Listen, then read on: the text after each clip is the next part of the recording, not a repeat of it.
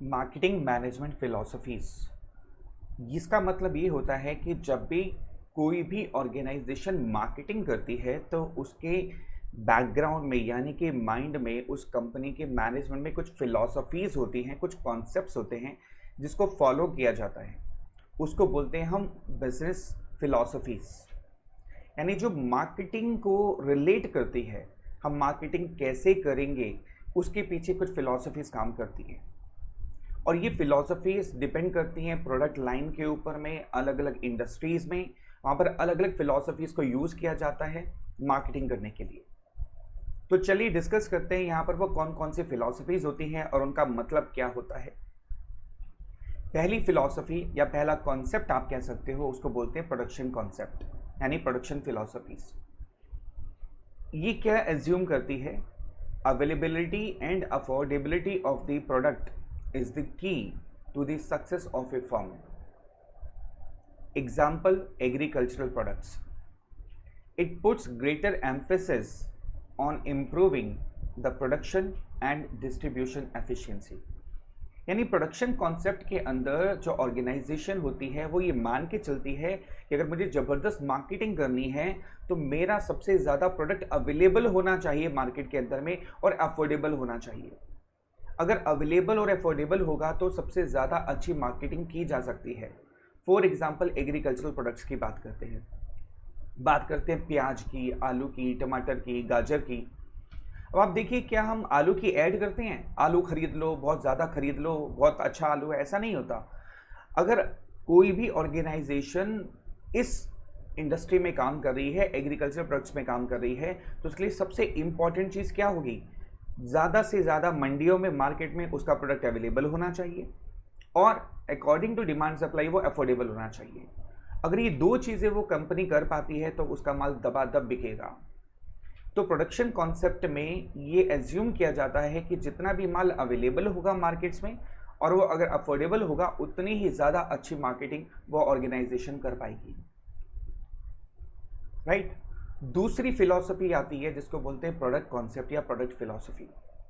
Product improvement is the key to profit maximisation of a firm. यानी product concept को follow करने वाले ये मान के चलते हैं कि जितना अच्छा मेरा प्रोडक्ट होगा उतनी ही ज्यादा अच्छी मार्केटिंग होगी। प्रोडक्शन की बात नहीं है यहाँ पर। देखो अजम्पशन क्या की जा रही है, प्रोडक्ट कॉन्सेप्ट। जैसे आप कभी भी भगवान ना करे किसी हॉस्पिटल में जाते हैं, डॉक्टर के पास जाते हैं, तो क्या ये देख कर जाते हैं अरे यार हॉस्पिटल की बिल्डिंग बड़ी सुंदर है, उसके रूम बहुत अच्छे हैं, है ना, वहाँ एसी बहुत अच्छा काम करता है? नहीं, आप अगर किसी भी हॉस्पिटल में जाते हैं तो वहाँ के डॉक्टर्स की वजह से जाते हैं। राइट? तो डॉक्टर यहाँ पर जितने क्वालिटेटिव डॉक्टर होंगे, जितने अच्छे डॉक्टर होंगे, उतनी ही ज़्यादा हॉस्पिटल की वैल्यू बढ़ेगी, उतनी ही ज़्यादा सक्सेस होगी। अगर मैं एप्पल की बात करूँ, एप्पल के जो आईफोन्स आते हैं वो भी प्रोडक्ट फिलॉसफी को फॉलो करते हैं। वो कहते हैं हमारा प्रोडक्ट इतना अच्छा होना चाहिए, इतना अच्छा होना चाहिए कि वो खुद ही मार्केटिंग करना शुरू कर दे अपने आप ही। यानी कि सारा का सारा फोकस किस पर है? प्रोडक्ट पे। इसको हम बोलते हैं क्वालिटी पे फोकस करना। मैं एक और एग्जांपल ले तो आमिर खान ले लो और अक्षय कुमार ले लो। आमिर खान जो है, उनकी जो फिलॉसफी है वो प्रोडक्ट कॉन्सेप्ट पर बेस्ड है। वो कहते हैं मुझे एक पिक्चर बनानी है, लेकिन पिक्चर ऐसी बनानी है जो बस यूनिक हो, जो जिस टाइप की पिक्चर पहले कभी बनी ना हो। और जब वो पिक्चर थिएटर पे आए तो लोग सारे टूट पड़े। मतलब मेरे जैसे लोग जो सदियों में एक बार पिक्चर देखने जाते हैं ना, वो भी उसको देखने जाएं। राइट? उसको बोलते हैं प्रोडक्ट कॉन्सेप्ट। अब अक्षय कुमार कैसी भी फिल्में ले लो, आप एक्शन फिल्म ले लो, कॉमेडी फिल्म ले लो, जैसी मिल जाए वो वैसी कर लेते हैं। ठीक है? वो कहते हैं मेरे लिए सारी प्रोडक्ट सेम है। लेकिन आमिर खान की अगर बात करें, बड़ी चुनिंदा मूवी करते हैं। ऋतिक रोशन की बात कर लो आप, उनकी मूवीज भी ऐसी होती हैं कि बिल्कुल हटके, जैसे सुपर 30 पिक्चर थी, क्रिश आ गई, तो मतलब बिल्कुल लीक से हटके, बिल्कुल अलग से थीम पर पिक्चर बनाना, वो प्रोडक्ट कॉन्सेप्ट कहलाता है। यानी सारा फोकस आपका किस पर है? प्रोडक्ट पर। और इस फिलॉसफी में माना जाता है कि जितना प्रोडक्ट सुपर्ब होगा उतनी ही ज़्यादा अच्छी मार्केटिंग होगी। तीसरी फिलॉसफी आती है सेल्स कॉन्सेप्ट, यानी सेल्स फिलॉसफी कह सकते हैं इसको हम। इसमें ना तो प्रोडक्ट पे ज़्यादा फोकस किया जाता है, ना अवेलेबिलिटी अफोर्डेबिलिटी पर, बल्कि इसमें सारा का सारा फोकस किया जाता है प्रमोशन पर। Aggressive selling and promotional efforts are important to make customers buy their products. जैसे Hike.in जब आया, इतनी एग्रेसिव सेलिंग, इतनी aggressive, free message free message free message free message. बात फ्री की नहीं है, बात है एग्रेसिव सेलिंग की बात करना, यानी सेल्स पे फोकस करना। क्योंकि ये फिलॉसफी नॉर्मली वो इंडस्ट्रीज फॉलो करती हैं या वो कंपनियां फॉलो करती है जिनको लगता है कि यार प्रोडक्ट इंप्रूवमेंट में कोई ज़्यादा फर्क नहीं पड़ने वाला, कॉमन प्रोडक्ट है, सबने खरीदना है, खरीदेंगे ही खरीदेंगे, बस ज़्यादा से ज़्यादा सेलिंग पर फोकस करो। कस्टमर्स नए आ जाएंगे, कस्टमर्स की कोई कमी नहीं है, तो आप बस सेल्स पर फोकस करो। प्रोडक्ट ज़्यादा बढ़िया नहीं भी होगा तो चलेगा। जैसे आपने देखोगा पेन आप यूज़ करते हैं, कॉपी में पेन पेपर यूज़ करते हैं, तो पेन जो होते हैं वो सबने यूज़ करने होते हैं। वहाँ पर कितना भी बढ़िया प्रोडक्ट बना लो, बहुत कम कंपनियां हैं जो प्रोडक्ट फॉलो करती हैं, प्रोडक्ट कॉन्सेप्ट फॉलो करती हैं सेल्स कॉन्सेप्ट में। जैसे मैं आपको बताऊं, मेरे पास जो पेन है वो यूनिबॉल के हैं, मैं प्रेफर करता हूँ, मुझे अच्छे लगते हैं। आपके भी अपने हो सकते हैं, I do prefer Reynold also. ऐसा नहीं है कि यूनिबॉल के पेन महंगे हैं इसलिए मैं इसको यूज़ करता हूँ, बल्कि रिनोल्ड के पेन भी मुझे बहुत अच्छे लगते हैं, मैं उसको भी बहुत यूज़ करता हूँ। अब यूनिबॉल जो कंपनी है वो प्रोडक्ट फिलॉसफी को फॉलो करती है, बोलती नहीं क्वालिटी अच्छी होनी चाहिए, महंगा होगा चलेगा, मेरा पेन वही खरीदेगा जो अफोर्ड कर सकता है ना। लेकिन बाकी कंपनियां जो है वो सेल्स कॉन्सेप्ट, एग्रेसिव सेलिंग पर, मतलब प्राइस सस्ता कर दो, एक के साथ एक फ्री दे दो, इन चीज़ों पर फोकस करती है ज़्यादा से ज़्यादा। कौन सा फिलॉसफी होगी ये? Sales philosophy. चौथी फिलॉसफी आती है marketing concept. Marketing concept assumes focus on satisfaction of customers need is the key to the success। यानी कुछ इंडस्ट्रीज ऐसी होती हैं जो केवल मार्केटिंग फिलॉसफी यूज करती हैं, उनको पता है अगर वो इस फिलॉसफी को यूज नहीं करेंगे तो वो गई, मतलब वो इंडस्ट्री कामयाब नहीं हो सकती है। फॉर एग्जाम्पल इंश्योरेंस सेक्टर, कोई भी पर्सन कोई भी पॉलिसी क्यों कराता है? सोचिए, जब तक कस्टमर की नीड के हिसाब से अगर पॉलिसी नहीं होगी तो कोई पर्सन पॉलिसी कराएगा ही नहीं, पक्की बात है। इसलिए आप देखोगे इंश्योरेंस सेक्टर में खासकर LIC हर साल नई पॉलिसियां लेकर आती है। इसका मतलब क्या पुरानी पॉलिसी अच्छी नहीं है उसकी? क्या हर साल नई पॉलिसी? साल का मतलब ये नहीं कि साल में एक पॉलिसी आती है, साल में कई पॉलिसीज आती हैं। वो कस्टमर की डिमांड को फोकस करती हैं और जैसे ही उनको लगता है कि यार ये कस्टमर की नीड है, इंश्योरेंस चाहिए, पॉलिसी लॉन्च।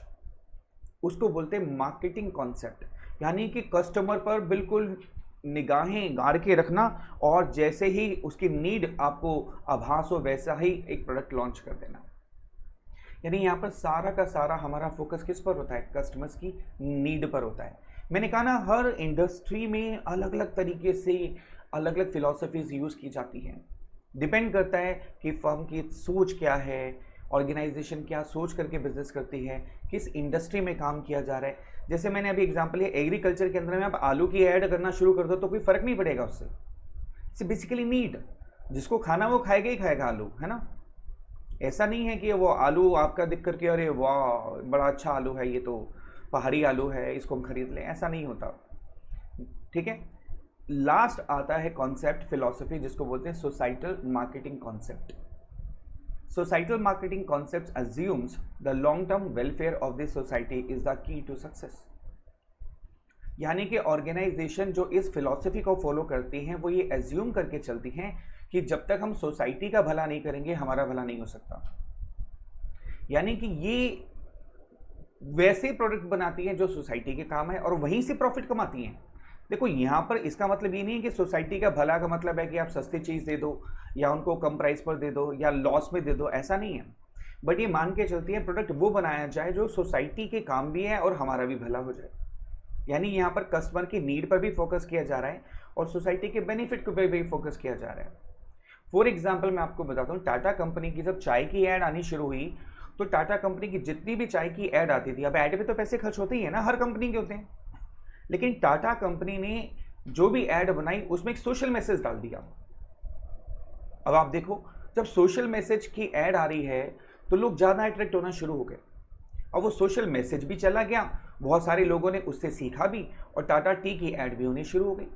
जैसे इलेक्शन के टाइम पर मुझे याद है, छोटी पत्ती बड़ी पत्ती, यानी छोटी रिस्पॉन्सिबिलिटी और बड़ी रिस्पॉन्सिबिलिटी को कैसे फॉलो किया जाए उसको सिखाया गया। हेलमेट पहन के जाना चाहिए, नहीं पहन के जाना चाहिए, उसको सिखाया गया। तो बड़ी अच्छी बात लगी मेरे को टाटा टी की इस बारे में कि टाटा टी जो है, टाटा कंपनी जो है टी के जो ऐड करती है वो सारे सोशल मैसेज के थ्रू करती है। अब यहाँ पर दोनों बातें हो गई, कंपनी का प्रमोशन भी हो गया चाय का, और उसके अलावा सोसाइटी को एक मैसेज भी मिल गया। इसको बोलते हैं societal marketing concept. Same ITC company करती है। क्लासमेट के रजिस्टर आते हैं, आई होप आप में से कुछ बच्चे क्लासमेट के रजिस्टर यूज़ करते होंगे। अगर अभी आपके पास है तो एक बार रजिस्टर को जरा पलटिए, बिल्कुल लास्ट पेज पर जाइए, कवर पेज पर, वहाँ नीचे लिखा होगा कि आप जो रजिस्टर खरीदते हैं उसका कुछ पैसा, आपकी परचेज का कुछ पैसा कंपनी डोनेट करती है। अब देखो यहाँ पर भी वही कॉन्सेप्ट आ गया कि आपको रजिस्टर भी बेचे जा रहे हैं और उसमें से कुछ पैसा सोसाइटी के नाम पर डोनेट भी किया जा रहा है। तो बहुत से लोग इसलिए भी रजिस्टर खरीद लेते हैं कि चलो डायरेक्टली इनडायरेक्टली हम सोसाइटी का बेनिफिट भी कर रहे हैं। तो यहाँ पर दोनों चीज़ें फोकस होती हैं, क्या, कस्टमर्स की नीड भी और सोसाइटी का बेनिफिट भी। इसको बोलते हैं सोसाइटल मार्केटिंग कॉन्सेप्ट। बेटा इस कॉन्सेप्ट के जब नोट लिखोगे ना तो ऊपर लिख लेना very very very raise to the power infinitive important. मैं ऐसा क्यों बोल रहा हूँ, क्योंकि आपका बोर्ड एग्जाम के अंदर में इस टॉपिक से क्वेश्चन ना आए ऐसा हो ही नहीं सकता। मतलब कुछ टॉपिक ऐसे हैं जो अपने ऊपर लिखवा के लाए हैं, भाई मैंने तो आना ही आना है एग्जाम में, उसमें से ये एक कॉन्सेप्ट है जो पक्का 100% आएगा ही आएगा। अभी खत्म नहीं हुआ ये, अभी इसको हम एक बार और चार्ट से ड्रॉ करेंगे। और ये नोट्स अगर आप नहीं लिख पा रहे हैं या डिटेल में लिखना चाहते हैं तो नोट्स को रेफर जरूर कीजिए, आपको वहां पर एक टेबल मिल जाएगी। अभी इसको दोबारा से रिलेट करते हैं, जरा आइए अलग अलग फिलॉसफीज को जरा कंपेयर करते हैं और यहां पर क्वेश्चन बहुत अच्छे से बनता है। जैसे हमने कैटेगरी डिवाइड कर लिया कि स्टार्टिंग पॉइंट क्या होता है किसी फिलॉसफी का, उसका मेन फोकस किस पर होता है, उसको हम कैसे अचीव कर सकते हैं, मीन्स मतलब कैसे अचीव कर सकते हैं, और एंड कैसे होता है फिलॉसफी का। अब लेते हैं production concept. Production concept factory से स्टार्ट होता है, सारा मेन फोकस किस पर होता है, क्वांटिटी ऑफ प्रोडक्ट पे। जैसे मैंने आलू की बात करी, वेजिटेबल्स एग्रीकल्चर प्रोडक्ट्स की बात करी, देखिए मान लिया आप फार्मर हैं, अब बहुत अच्छे बड़े फार्मर हैं, बिग स्केल के फार्मर हैं, अब जितना ज़्यादा प्रोड्यूस करेंगे क्वांटिटी उतना ही ज़्यादा आपकी सक्सेस है, क्योंकि जितना ज़्यादा प्रोड्यूस करेंगे उतना ज़्यादा अवेलेबल होगा, जितना ज़्यादा अवेलेबल और अफोर्डेबल होगा उतना ही ज़्यादा आपका माल बिकेगा। तो प्रोडक्शन कॉन्सेप्ट में सारा फोकस किस पर होता है, क्वांटिटी ऑफ प्रोडक्ट पर होता है, ठीक है। और ये कैसे अचीव की जाती है इसमें success, availability and affordability of the product के थ्रू। और इसमें प्रॉफिट किसके थ्रू होता है, वॉल्यूम। जितना ज़्यादा वॉल्यूम में आप क्रिएट करोगे, जितना ज़्यादा आप प्रोडक्शन करोगे उतना ही ज़्यादा आपको प्रॉफिट होगा। Is that clear? तो क्लियर हो गया ये। अब आते हैं प्रोडक्ट कॉन्सेप्ट की तरफ। प्रोडक्ट कॉन्सेप्ट भी फैक्ट्री से स्टार्ट होता है, क्योंकि एक्चुअल में प्रोडक्शन तो क्वालिटी जो रिसर्च होनी है वो तो फैक्ट्री लेवल पर ही होनी है ना, नया अच्छा प्रोडक्ट बनाना। मेन फोकस होता है quality, performance and features of the product. इसमें हम एग्जांपल ले सकते हैं आमिर खान का, ऋतिक रोशन का ले सकते हैं, मैकडोनल्ड का ले सकते हैं अगर आप लेना चाहते हैं तो। और इसके अलावा और कौन सा आप इसमें क्वालिटी के बेस पर मैकडोनल्ड ले सकते हैं, वो क्वालिटी पे फोकस करता है हमेशा। एप्पल आईफोन की बात करें तो वो बेसिकली इस फिलॉसफी को फॉलो करते हैं which is called product concept, जहाँ पर क्वालिटी, परफॉर्मेंस, फीचर्स पर फोकस किया जाता है टोटलिटी के अंदर में। मीन्स यानी कि इसमें एक खास बात हो रहा है प्रोडक्ट इंप्रूवमेंट, यानी ऐसा नहीं है कि आपने एक बार एक प्रोडक्ट बना दिया तो दैट्स इट फाइनल, उसमें इंप्रूवमेंट, कॉन्टिन्यूस इंप्रूवमेंट लाना प्रोडक्ट के अंदर में। कॉन्टिन्यूसली जब आप इंप्रूवमेंट लाते हैं तो ही आप इस फिलॉसफी को फॉलो कर पाते हैं। और यहाँ पर प्रॉफिट होता है प्रोडक्ट क्वालिटी के बेस पर। जितनी अच्छी क्वालिटी होगी उतना ही ज़्यादा प्रॉफिट कमाया जा सकता है। फिर आता है सेलिंग कॉन्सेप्ट। सेलिंग कॉन्सेप्ट भी फैक्ट्री से स्टार्ट होता है, क्योंकि जितना ज़्यादा माल बनेगा, जितना अच्छा माल बनेगा उतना ही ज़्यादा माल बिकेगा, और जितनी आपकी कैपेसिटी होगी बनाने की उतना ही आप सेल कर सकते हैं। मेन फोकस होता है एग्जिस्टिंग प्रोडक्ट पर, यानी जो प्रोडक्ट बन गया उसी पे सारा फोकस करना है, उसको इंप्रूवमेंट में नहीं जाना, ठीक है। मेन है उसको बेचना। तो यहाँ पर मीन्स क्या है, किसके थ्रू आप इस कॉन्सेप्ट को फॉलो कर सकते हैं, सेलिंग एंड प्रमोटिंग। ज़्यादा से ज़्यादा सेल करना, ज़्यादा से ज़्यादा प्रमोट करना, यानी प्रमोशन में लगे रहना हर जगह। मतलब टीवी पे उसी की ऐड आ रही है, न्यूज़पेपर में उसी की ऐड आ रही है, रेडियो पर उसी की ऐड आ रही है, बैनर, पोस्टर्स, सब कुछ आप प्रोडक्ट को फॉलो, उसको प्रमोट कर रहे हैं। Ends profits through sales volume. Of course selling concept के अंदर में जो प्रॉफिट होता है वो सेल्स वॉल्यूम के थ्रू होता है, जितना ज़्यादा सेल्स उतना ही ज़्यादा प्रॉफिट होगा। फिर आता है marketing concepts. Marketing concepts market से स्टार्ट होता है। देखिए यहाँ फ़र्क आ गया, पहले तीनों कॉन्सेप्ट फैक्ट्री से स्टार्ट हो रहे थे, यानी उनका बेस फैक्ट्री है, लेकिन मार्केटिंग कॉन्सेप्ट का जो बेस है वो मार्केट है। यानी कस्टमर की नीड आपको कहाँ पता चलेगी, फैक्ट्री में नहीं, मार्केट में, कि कस्टमर क्या चाहता है।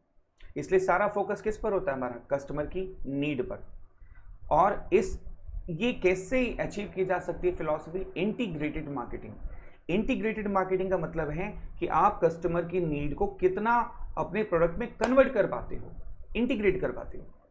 मान लीजिए कस्टमर की 10 नीड है, अब ज़रूरी नहीं है कि आपका प्रोडक्ट 10 के 10 नीड को पूरा कर पाए, तो 5 नीड, 6 नीड या 10 के 10 नीड को पूरा कर सकता है। कितना आप इंटीग्रेट कर पाते हो उस पर डिपेंड करेगा। ऐसा नहीं होता कि कस्टमर की 10 ज़रूरत है तो 10 की 10 ही आपके प्रोडक्ट जो पूरी कर पाए। आप कितने लेवल तक जा सकते हैं, कितना ज़्यादा उसको इंटीग्रेट कर पाते हैं as per the customer need, उस पर डिपेंड करेगी ये फिलॉसफी की सक्सेस। और एंड क्या है, प्रॉफिट थ्रू कस्टमर सेटिस्फेक्शन। जितना ज़्यादा कस्टमर का सेटिस्फेक्शन होगा उतना ही ज़्यादा आपकी मार्केटिंग होगी, उतनी ही ज़्यादा आपको सक्सेस मिलेगी। लास्ट फिलॉसफी आती है सोसाइटल कॉन्सेप्ट। इसका स्टार्टिंग पॉइंट दोनों होता है, मार्केट भी और सोसाइटी भी, यानी कस्टमर की नीड भी और सोसाइटी का बेनिफिट भी। हमारा सारा फोकस दोनों चीज़ों पर होता है, कस्टमर की नीड पर भी और सोसाइटी के वेलबींग पर भी। यानी ऐसे प्रोडक्ट बनाना जिससे कस्टमर की नीड भी पूरी हो और सोसाइटी का बेनिफिट भी हो, एक तीर से दो निशाने। ऑफ कोर्स यहाँ पर भी मीन्स इंटीग्रेटेड मार्केटिंग होता है। सेम थिंग कि आप कस्टमर की नीड को और सोसाइटी के वेलबींग को कितना ज़्यादा इनकॉर्पोरेट कर पाते हो, इनकलकेट कर पाते हो अपने प्रोडक्ट के अंदर में, उस बात पर डिपेंड करेगा। एंड्स की बात करें, profit through customer satisfaction and social welfare. यानी कस्टमर को कितना सेटिस्फेक्शन मिलता है, सोसाइटी का आप कितना वेलफेयर कर पाते हो, उस पर डिपेंड करेगा आपकी सक्सेस और आपका प्रॉफिट। अब ये तो वही 5 फिलॉसफीज है जिसको हमने टेबल में कन्वर्ट किया। अब क्वेश्चन कैसे आएगा, फिर से लिख लो, वेरी वेरी वेरी इंपॉर्टेंट। इस टेबल से क्वेश्चन 101% आपके एग्जाम में आएगा, और 1 मार्कर में तो सबसे ज्यादा इंपॉर्टेंट क्वेश्चन है, आएगा ही आएगा, मैं आपको बता रहा हूं। ये 1 नंबर से लेकर के 6 नंबर तक क्वेश्चन आपके एग्जाम में आ सकता है, पक्का। मतलब इतनी ज्यादा प्रोबेबिलिटी है इस क्वेश्चन के आने की। कैसे आएगा, name the philosophy which has a main focus on quantity of A product and which result in profit through volume of production. Answer would be production concept या production philosophy। यानी कि मेन फोकस की जो line है बेटा, वो means की और एंड्स की, ये बहुत इंपॉर्टेंट है। इन 2 या 3 पॉइंट को मर्ज करके आपसे फिलॉसफीज आइडेंटिफाई करने के लिए कहा जाएगा। और अगर आपको 5 फिलॉसफीज में फर्क नहीं पता तो आप फंस सकते हैं। 1 मार्कर में तो आप फंस ही जाएंगे, बल्कि केस स्टडी के अंदर में आपको काफ़ी डिफिकल्टी होगी अगर आपने इन 5 में डिफरेंस नहीं समझा। हर की पॉइंट पे आपको फ़र्क समझ आना चाहिए कि फोकस किस पर होता है, इंटीग्रेटेड मार्केटिंग कहाँ पर होती है और एंड कहाँ पर होता है। ध्यान से देखो, प्रोडक्शन में एंड होता है वॉल्यूम के थ्रू, प्रोडक्ट में एंड होता है प्रॉफिट थ्रू प्रोडक्ट क्वालिटी। यानी प्रोडक्शन में प्रॉफिट होता है वॉल्यूम पे डिपेंड करता है, प्रोडक्ट में क्वालिटी पर डिपेंड करता है, सेलिंग कॉन्सेप्ट में सेल्स वॉल्यूम पर, मार्केटिंग में कस्टमर सेटिस्फेक्शन पर, और सोसाइटल में customer satisfaction and social welfare. तो 5 पॉइंट अलग अलग हो गए, हुए ना। अब फोकस की बात करो, प्रोडक्शन में फोकस होता है क्वांटिटी पर, प्रोडक्ट में होता है क्वालिटी पर, सेल्स में होता है एग्जिस्टिंग प्रोडक्ट पर, मार्केटिंग में होता है कस्टमर की नीड पर, और सोसाइटल में होता है कस्टमर नीड और सोसाइटी वेलबींग। तो ये जो 2 पॉइंट है, मेन फोकस और एंड से, तो बहुत ही इंपॉर्टेंट है। इस पर आपको बहुत सारे MCQs मिलेंगे, बहुत सारी केस स्टडीज मिलेंगी। तो ये थी हमारी 5 philosophies of marketing. Marketing management philosophies कह सकते हो, मार्केटिंग मैनेजमेंट कॉन्सेप्ट्स कह सकते हो, फिलॉसफीज कह सकते हो। अलग अलग तरीके से पूछा जा सकता है, लेकिन मतलब यही है, देयर आर 5 फिलॉसफीज सॉरी। और ये डिपेंड करेगा industry to industry, company to company, कि वो कौन से फिलॉसफीज को फॉलो करती है और कौन सी फिलॉसफी उसको सूट करती है। यहाँ पर हमारा ये वेरी इंपॉर्टेंट टॉपिक खत्म होता है, जिसको बोलते हैं मार्केटिंग मैनेजमेंट फिलॉसफीज।